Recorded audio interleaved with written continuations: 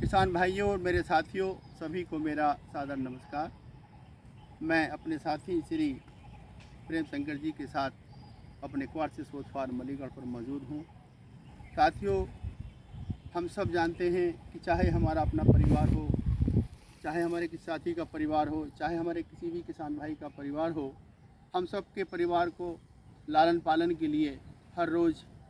गेहूँ, चावल, दाल,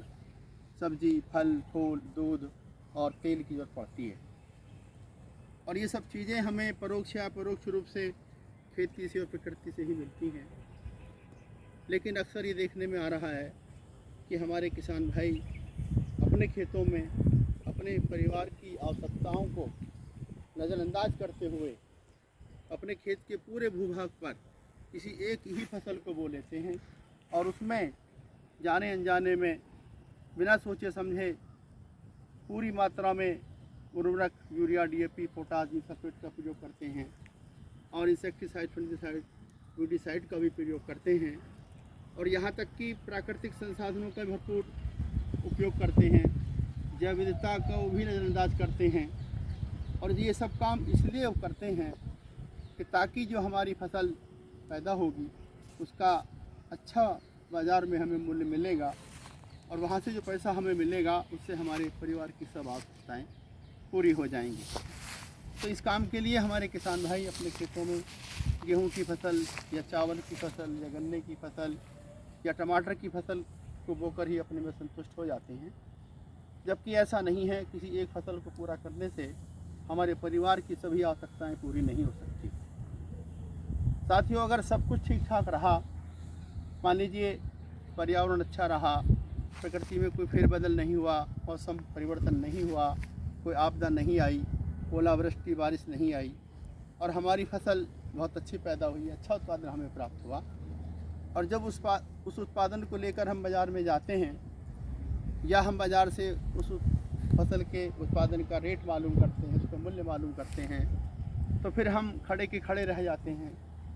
यानी कि हमारी जो परिवार की सब आवश्यकताएँ हैं वो धरी की धरी रह जाती हैं और हमारी जो फसल है वो औने पौने दाम में लुट जाती है। या हम उस फसल को अपने खेतों में जोत रहे होते हैं या उस फसल के उत्पादन को सड़क पर रखकर प्रदर्शन कर रहे होते हैं। साथियों, हमें चाहिए कि हम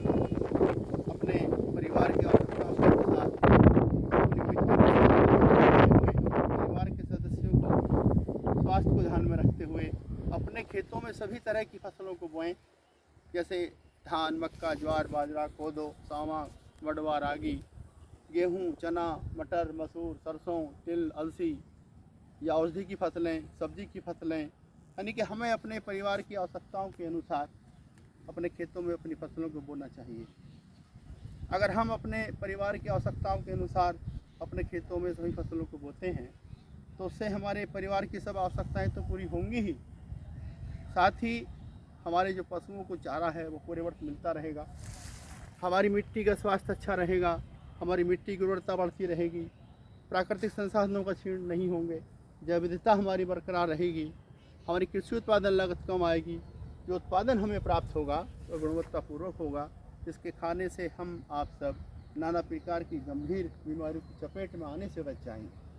और वो स्थिति हमारे सामने कभी नहीं आएगी कि हम अपनी फसल को बाज़ार में जब ले जाएं तो उसका अच्छा मूल्य ना मिले। जो हमारे उपभोग से जो हमारा उत्पादन बचेगा उसे हम बाज़ार में ले जाएंगे तो उसका मूल्य भी हमें अच्छा मिल जाएगा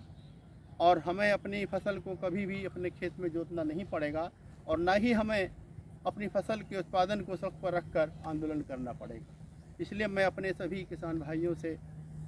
यह अनुरोध करता हूँ कि आप अपने खेतों में अपने परिवार की आवश्यकताओं के अनुसार फसलों की बुवाई करें। साथियों, आपने मेरी बात को सुना। अगर आपको मेरी बात अच्छी लगे, आप हमारी इस वीडियो को लाइक शेयर करना ना भूलें। साथ ही अपने साथियों में, किसान भाइयों में हमारे इस वीडियो को शेयर कर दें और हमारे इस खेती और प्रकृति के चैनल को सब्सक्राइब कर लें। मेरी वीडियो सुनने के लिए आप सभी का बहुत बहुत धन्यवाद।